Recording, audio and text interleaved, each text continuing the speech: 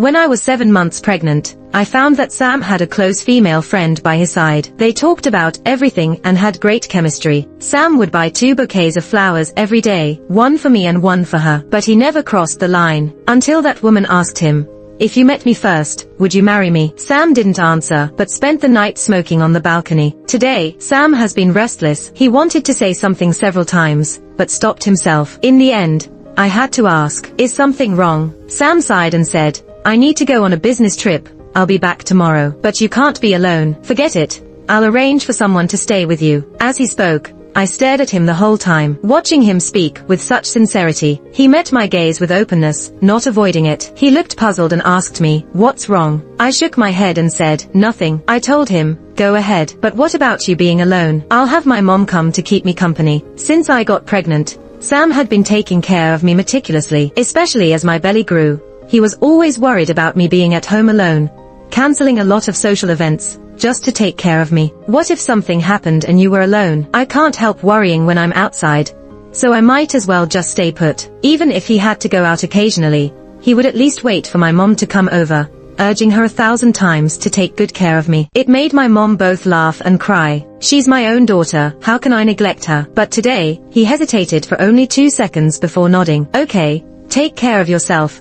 I'll be back as soon as I can. Call me if you need anything." He left in a hurry. He only took a set of clothes to change into before leaving hastily. I sat still and didn't move, even smiled and waved at him when he looked back at me. Once the door was closed, I still didn't move, but my stiff back relaxed. Sam was acting strangely. From start to finish, everything felt off, but I didn't say anything extra, didn't ask any unnecessary questions, because I knew where he was going and who he was going to meet. At first, I didn't know the woman's name. Later, I found out her name was Amy. I first saw her a year ago, before I was pregnant. I was waiting for Sam at a new cafe downstairs from his company. I didn't inform him in advance, planning to call him at noon, but he suddenly walked in. The receptionist, who was usually lazy, straightened up. Sam nodded at her. She smiled and gave a thumbs up. It was an unspoken agreement. I always thought the unspoken agreement between men and women was a scary thing. It could make them feel like they were destined to be together. But at that moment,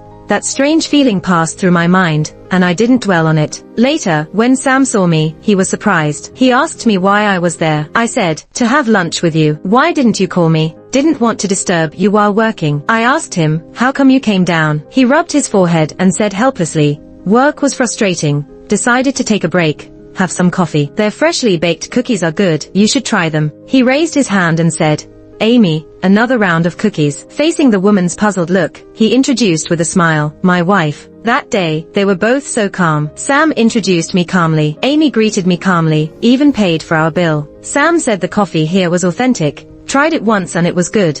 So they decided to have their company's afternoon tea here. So they became familiar. At that time, I thought they were just a simple cafe owner and regular customer. I didn't know that the delicious cookies, they didn't sell them in their shop. I also didn't know that Amy would message Sam, asking him, "If you met me first, would you marry me?" At 10 o'clock that night, Sam messaged me, saying he had just finished work and arrived at the hotel. He was too tired, so he wouldn't video call me today. Told me to take care of myself, call him if there's a problem. I replied one by one, assuring him that I was fine. I asked the waitress at the cafe, "Where's Amy? Why isn't she here?" The young girl, being friendly to me, said with a smile, "She went out, left right away. It's our boss's birthday today. Probably went on a date with her boyfriend. Got a big bouquet of roses. How romantic." I nodded, grabbed a coffee to go, and left. The city was big. Finding 2 people was hard, but Sam bought me a tracker watch. I slipped it into his computer bag before he left. It was a gift from him when I was 4 months pregnant. I was one of those who suffered severe morning sickness. Even until the 4th month of my pregnancy, my weight wasn't increasing, but decreasing. I didn't know I was already starting to be anemic. I also didn't know that I would faint in the mall due to poor circulation. Sam was terrified. His hands were shaking when I woke up. That watch was used to monitor my health and track my location in real time. It was expensive, so the tracking accuracy was high. Just like now, it had been on the 12th floor of this hotel for 3 hours. I didn't rush over that night. I was only 23 days away from my due date. I still had to take care of myself. I threw away the coffee, drank milk, lay on the soft bed, and listened to the soothing white noise. But even so, I couldn't sleep. It was like that night over a month ago. It was the first time I peeked at Sam's phone. Because he was too agitated, he accidentally cut his hand while peeling an apple for me. He accidentally smashed a cup while pouring water. He kicked the chair in front of him fiercely. I screamed in fright. He apologized,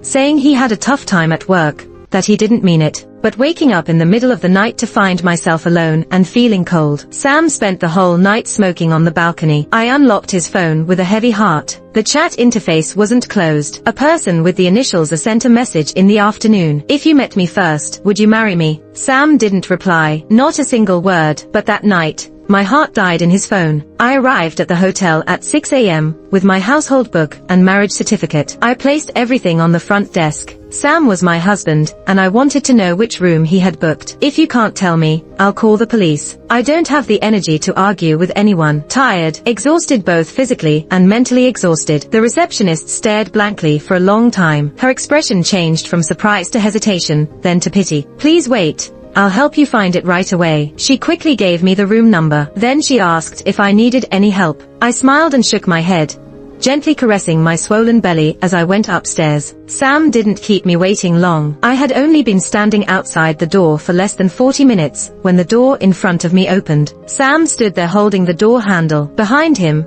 a pair of slender arms wrapped around his waist. Sam, thank you for giving me this night. For the rest of my life. For the rest of your life what? Her words were left unfinished as Sam abruptly pushed her away. He caught sight of me and hurried towards me. I, however, looked past him. Amy fell to the ground, her fiery red halter dress no longer covering her fair legs. She stared blankly at Sam's back, a mixture of sadness and resentment in her eyes. Lucy, Sam called out my name, his voice trembling. I, too, was shaking. I thought I was prepared, that I could face it calmly, but in that moment, I found it difficult even to stand still. Where's the car? In the underground parking lot. Let's go. I leaned against the wall, turning to leave first. Sam tried to reach out to help me. I growled softly, don't touch me. His hand trembled for a moment before following me beside me. It was at that moment that Amy caught up. Lucy, you don't have to be like this. There's nothing dirty between me and Sam. Her tone was firm, her face filled with stubbornness. Almost as soon as she finished speaking, I slapped her. Amy exclaimed, how dare you hit me? She raised her hand, wanting to touch Sam's obviously reddened face. Sam dodged to the side. He looked at me with pleading eyes. Lucy, let's go home. Amy clenched her fists, glaring at me fiercely. Lucy, if you have any complaints, come at me. Why hit Sam? Stop it. Amy looked at Sam incredulously. I'm helping you. Shut up. Sam interrupted. He didn't even spare Amy a glance,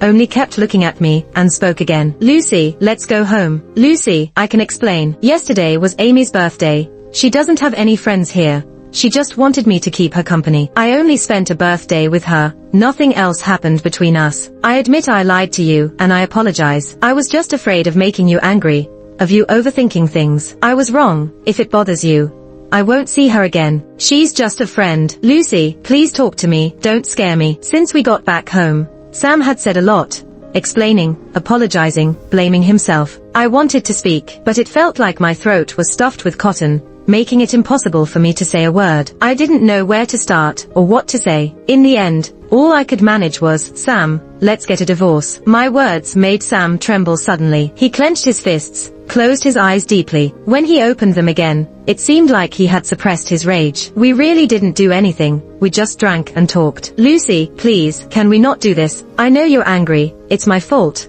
I was wrong, and I accept that. But you have to believe me.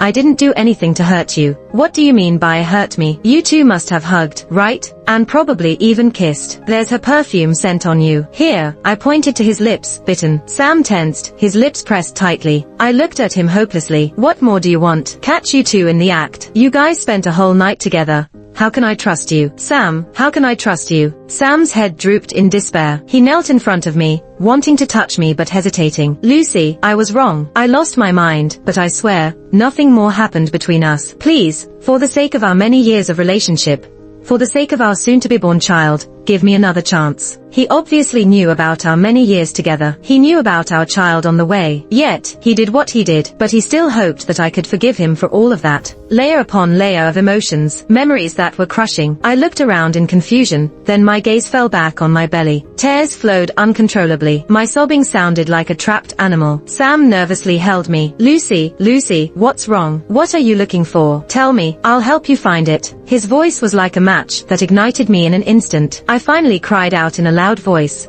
I want a divorce. I want to divorce you. This year marks the 4th year of marriage between Sam and me. We were both very happy when we found out about this child, but in reality, it hadn't been smooth from the start. The severe morning sickness.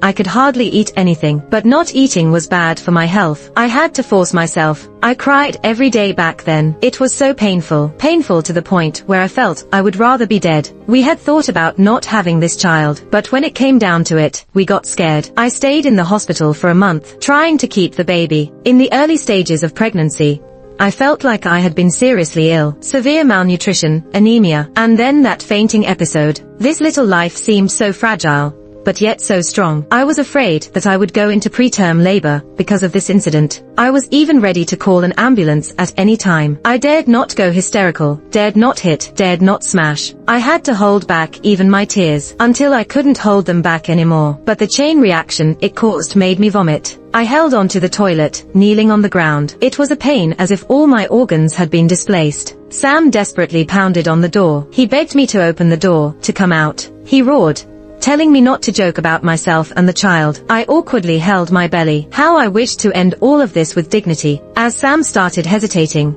my dignity was trampled on the ground. My parents were summoned by Sam. I opened the door only after hearing my mother's voice. My usually gentle and smiling father's face turned cold for the first time. Is this how you treat your good girl? They took me away with them. Sam couldn't stop them. Dad asked me, what's your plan? I replied with a hoarse voice, I want a divorce. Dad stayed silent for a long time and finally said, then let's get a divorce. That night, it was my mom who slept beside me. She held me, gently patting my back, without asking any unnecessary questions. The silent comfort from my parents helped me calm down. The next morning, Sam showed up at the door early. He brought breakfast, forced a smile to greet my parents. They nodded and left, leaving the space to us. Sam held the wonton, my favorite, looking at me pleasingly. Lucy, have some. I remained stoic. Sam, we need to talk. He held the breakfast box for a long time, then finally nodded. Okay, where do we start? I said to Sam, I've given you chances.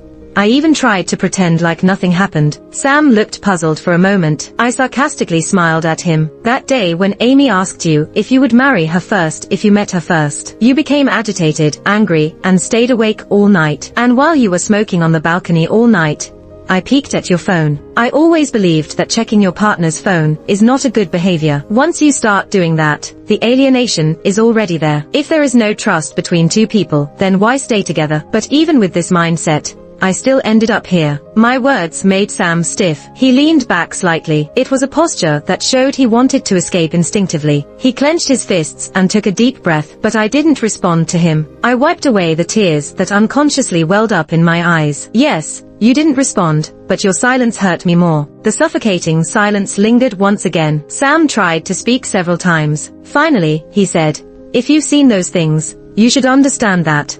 I had never crossed the line with her before.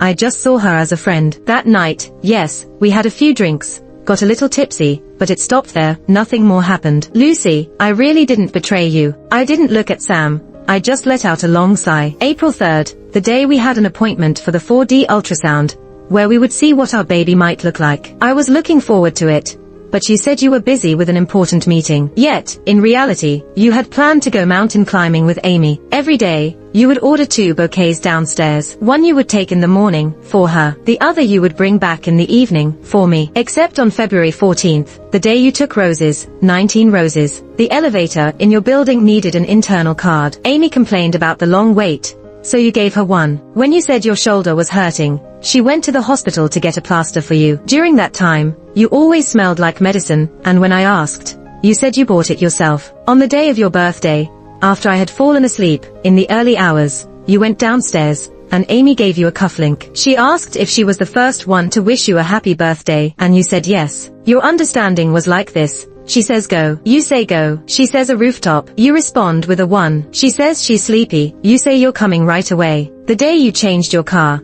it was her you took for a test drive. She mentioned that someone mistook you two for a couple, and you made an awkward expression. Every day on your way back from work, you would chat with her on the phone for 27 minutes. At a normal speaking pace, you could say 2 to 3,000 words. Except in the early exciting days of our relationship. When was the last time we spoke this much in a day? The Sam I heard chatting with Amy was a stranger to me. Or perhaps I should say, it wasn't a stranger. It was the same Sam from college. Cheerful, talkative, with a hint of immaturity. Only, the person across from him wasn't me. The uncomfortable feeling, as if ants were gnawing at my skin, almost swallowed me whole. Sam's head drooped lower and lower. He said weakly, I just saw her as a friend.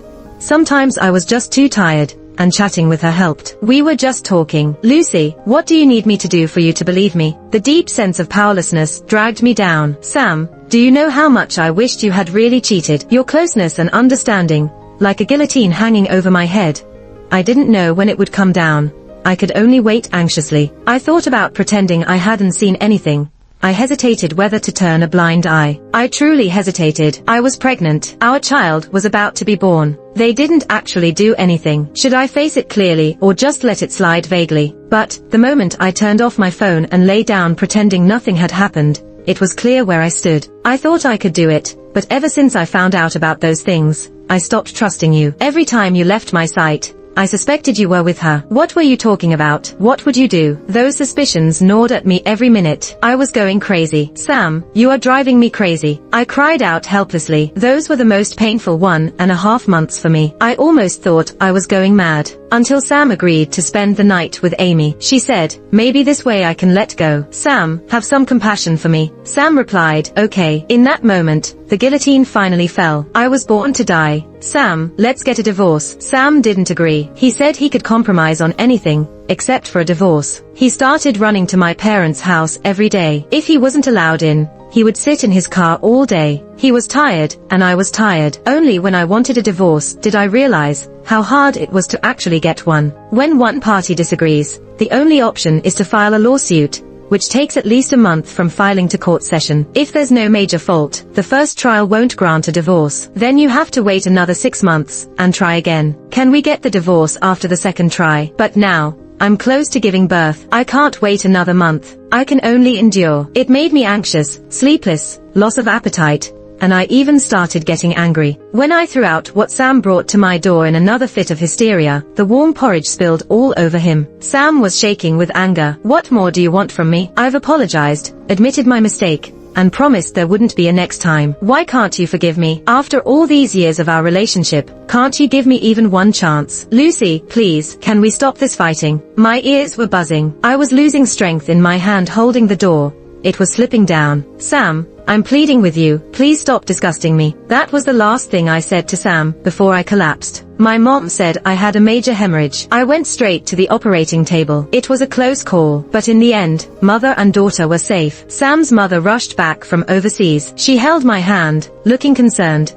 You've been through a lot. And you, young man, how could you not call me when something big like this happened? Sam learned his lesson this time. He was crying in the safe passage. Did you see that? I was too tired to even talk. My mom coldly held my hand. If you really care about our Lucy, let Sam divorce. Stop tormenting each other. Sam's mother hesitated for a moment. As parents, it's not our place to interfere. They've had a little disagreement. Sam was wrong, and I've asked him to apologize. But when you live together, there will be times when you bite your tongue, let alone a married couple. Besides, now that a child is born, even for the sake of the child, they seemed to keep talking for a while, but I stopped listening. I fell asleep feeling groggy. I've always respected and been close to Sam's mother. She treated me well, and I was willing to treat her well. But in times of trouble, you realize whose mother is on whose side. Or maybe, in Sam's or his mother's eyes, I was overreacting. I didn't want to see Sam. He was outside the hospital room every day. My dad didn't let him in. He didn't make a scene or force his way in. He just stood quietly there. Only occasionally he persuaded to let him see our daughter. My mom gave in a few times, taking the baby out while I was asleep. I knew it all. I just pretended not to. I couldn't cut off the child from his blood. Can I prevent them from ever meeting each other in a lifetime? Sam's persistence worked. At least my parents were wavering. When facing me and the child, they started to sigh. My mom even hesitated and said, maybe, just let it go. Feeling isolated and in pain. But how do I tell everyone that if it was someone else, it would be okay? But with Sam, it's different. I love him so much. I was eagerly awaiting the arrival of our child, but he stabbed me in the back at my most loving moment. The feeling of being betrayed by a loved one tortured me every moment. I hate him. I no longer trust him. How am I supposed to spend the rest of my life with him? Do we have to wait until the marriage is rotten to the core before we can part ways? I stayed in the hospital for 15 days. Amy came once. She brought a fruit basket, flowers, saying she came to see me and the child. At that time, my parents and the baby had gone for an examination. Sam said, "You can leave now, don't come back." Amy fell silent for a few seconds, and when she spoke again her voice was trembling a bit. "What do you mean? Ignoring my calls and messages? So now, we can't even be friends? Does Lucy still have a misunderstanding? I can go explain to her." Amy, Sam interrupted her. "Let's not contact each other anymore in the future." Amy left crying. She threw the fruit basket at Sam. She called Sam a bastard. Sam took it silently. Later he stood by my bed for a while before he was about to leave. As he was about to turn away, I stopped him. "Sam, I just wanted to ask you, if Candy were in the same situation as me when she grows up, would you advise her not to care?" Sam was silent. I continued, "If my daughter can't, I can't either." I knew the conversation between him and Amy was deliberately for me to hear. He was telling me that he would cut off contact with Amy. But so what? Does cutting off now mean they never loved each other before? Does it mean they won't have any connections in the future? "Sam, let's get a divorce. Otherwise, when I'm discharged, I'll file for divorce." My words seemed to ignite the emotions Sam had been suppressing. "Why?" he roared. "I already apologized to you like this. I knelt down for you. I begged you with tears. What more do you want from me? Do I deserve a death sentence just for making a mistake? You won't even give me a chance. Lucy, is your heart made of stone?" It was the first time he had been so decisive. He said, "Let's not meet for now, both calm down, and when you're ready, we'll talk again." At first, I didn't understand Sam's meaning, but from college till now, 4 years dating and 4 years of marriage, I knew him after all. He seemed to be saying, everything in moderation. Too much can be unlovable. That understanding chilled me to the core. It also strengthened my determination to get a divorce. Before the month was over, I saw a lawyer and filed for divorce in court. The lawyer told me that the first time usually wouldn't result in a divorce, especially if Sam didn't cooperate. If you are sure you want a divorce, after the first trial, start living apart. After a year of separation, when you file again, it will usually take about half a year to get divorced. I counted the days, waiting for the court date. When Sam received the court summons, he went crazy. I thought he would come find me, but the news that came first was that his mother collapsed and was hospitalized. "What happened?" I asked a friend. She shook her head. "Not sure. It seems she had a fight with Sam's dad. No one knows the specific reason." "How is she now?" "She woke up, but just kept crying." I sighed in relief. "As long as she woke up, that's good." Mom said, "Aren't you going to see her?" I was busy changing my daughter's diaper, not even bothering to lift my head. "No, since we've decided to split, let's not do things that give each other false hopes. It's strange. It seems like people can grow up overnight." Before my daughter was born, I thought Sam's betrayal would make me suffer unbearably, to the point of death. But in the days of taking care of my daughter, the pain seemed to lessen. I began to face the fact that my marriage had failed. I didn't want to go see Sam's mother, but she called and said she wanted to meet me. She sounded sad and low. I hesitated for a long time before finally going. In just a few days, Sam's mother visibly aged. It's all about Sam. He looked so dejected, as if he had lost the whole world. He thanked me for coming to see his mom. Sam's father had an affair. More precisely, he found true love and wanted a divorce. His so-called true love is only 2 years younger than Sam. He said he had never clicked with anyone like this before. They eat together, fish together, travel together, and have endless conversations. He said he felt alive again. He sacrificed his whole life for this family.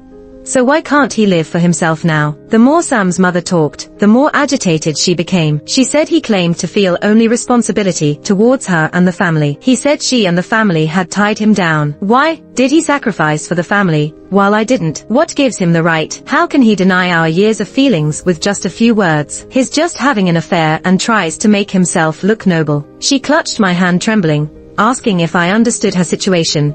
claiming that I was the only one who knew what she was going through. She felt like he was driving her to death. With every word she said, I finally understood why she wanted to see me and tell me all this. It's true that you don't know how it feels until the knife is not on your own body. She used to downplay Sam's mistakes, saying it's just like biting your tongue. But now, facing the situation herself, she felt like he was driving her to death. I neither comforted nor judged her. After she finished speaking, I gently pushed away her hand and said, you should rest well. Candy is about to wake up, so I'll leave now. As I left the ward, Sam was standing outside. He looked at me earnestly and asked if we could talk. About what? I didn't even want to discuss the divorce, let alone anything else. Sam, do you know I'm still in my postpartum recovery? I should be resting in bed, instead of standing here talking to you. My words made Sam pale. He timidly stepped forward, but seeing me step back, he dared not come closer. I have 2 questions for you. First, if your dad hadn't mentioned divorce, but just had a close female friend, would you sympathize with your dad or feel sorry for your mom? Second, your dad having this female friend is not a recent thing. So why does he choose to bring up divorce now? With these questions, despite Sam's suppressed emotions, I turned and left. Sam's father was determined to leave, even if he had to leave with nothing. This shocked everyone. Sam was always labeled with a happy family and affluent background. He had never experienced the hardships of a broken home. His father was his idol, and his mother was forever gentle and kind. After he graduated, he used his family's funds and resources to start his own business, and now runs a successful company. So, he hadn't faced many challenges in life. The only upheaval was probably the impending divorce. I know Sam. He knows he was wrong, but doesn't think it was that wrong. He chose to admit his mistake, thinking that would be enough. But his father's actions seemed to have woken him up suddenly. He hasn't contacted me for days, but often appears outside our neighborhood. Until one day he approached my father, saying he wanted to see me and talk. It's okay if she doesn't want to come down. I'll wait a bit, then leave. After my father told me these, he sighed. I don't know what he has been through. He lost weight and smells strongly of smoke. After hesitating for a while, I decided to talk to him. We sat on a bench by the roadside. After a long silence, Sam started talking. He said,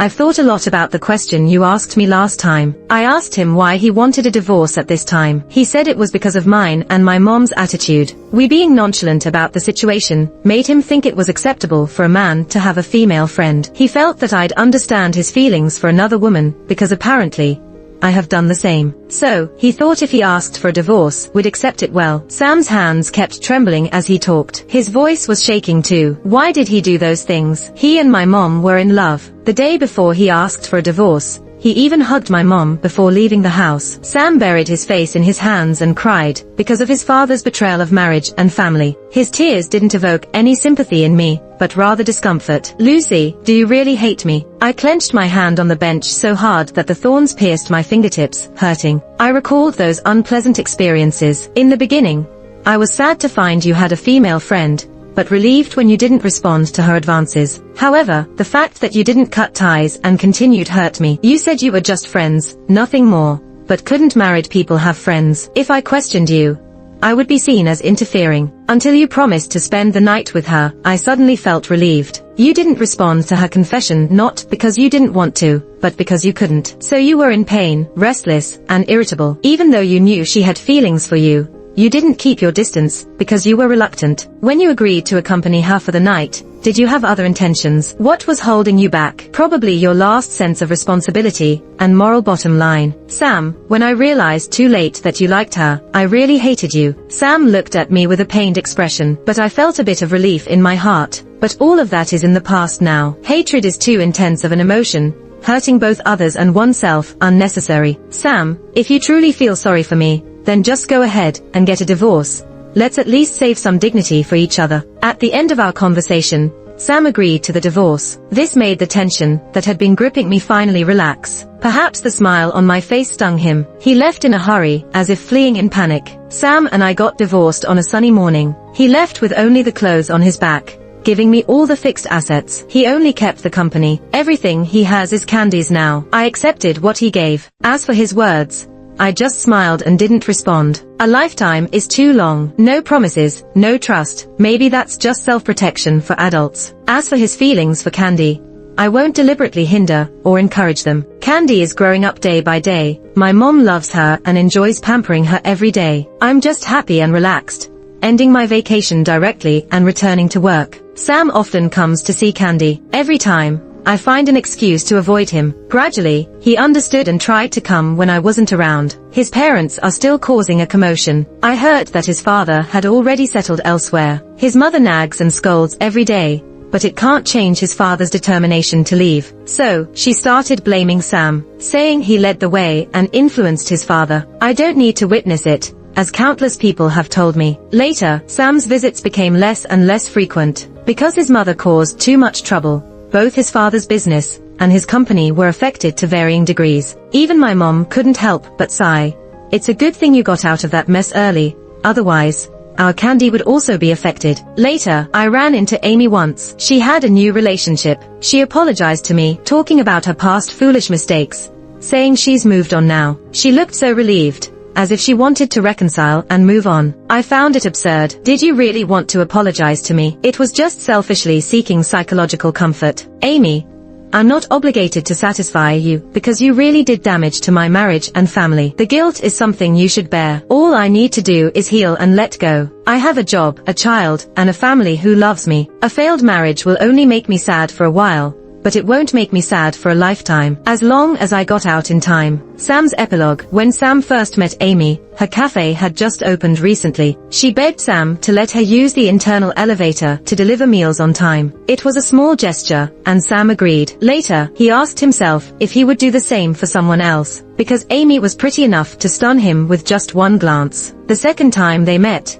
Amy thanked him by offering him a cup of coffee. So Sam let her use the elevator again, and she gave him a freshly baked cookie. That's how Sam and Amy got acquainted. He gave Amy the afternoon tea orders for his company. They exchanged contact information. He coincidentally met Amy while hiking. Turns out she liked it too. She even shared her desserts and coffee with him. Sam felt a long-lost sense of comfort. Amy said, "We should do this together in the future." Sam smiled but didn't commit. He felt it might not be right, but in the end, he agreed, because they met at the same concert once again. Lucy was supposed to accompany him to that concert, but she declined due to work commitments. Sam didn't say it out loud, but he was disappointed. Amy's appearance made up for his disappointment. They surprisingly shared many similar interests. This kind of connection fascinated Sam. During a chat, he mentioned how he used to give Lucy flowers every day. Amy was envious. She said no one had ever given her flowers. Sam felt a bit soft, so he said, "Shall I give you some?" Really? Of course. Sam thought it was harmless, just ordering an extra bouquet. So later, on Valentine's Day, when Amy said she really wanted to have a beautiful love affair, and hoped someone would give her a bouquet of roses, Sam immediately agreed. "Do you need to be in a love affair to receive roses? I'll give you some." Sam didn't delve deeper. At that moment, he just didn't want Amy to start a new relationship. Does Sam like Amy? He probably does. But whether this liking is linked to love, Sam never thought about it. He knew Amy's liking was related to love. How could he not know it? Men are sensitive in such matters. But he didn't want Amy to say it out loud. He couldn't give Amy what she wanted, and he didn't want to either. He had his wife whom he loved dearly, and their child was about to be born. Amy could only be a friend to him. But in the end, Amy still told him. This made Sam extremely anxious to the point where he didn't want to see Lucy. It was as if Lucy's presence was an obstacle. Sam didn't reply to Amy. Amy acted as if she hadn't asked that question. They continued their previous interactions. As long as it wasn't brought to light, they could hold the moral high ground. But there are no secrets in this world. That night was reckless. They hugged, they kissed,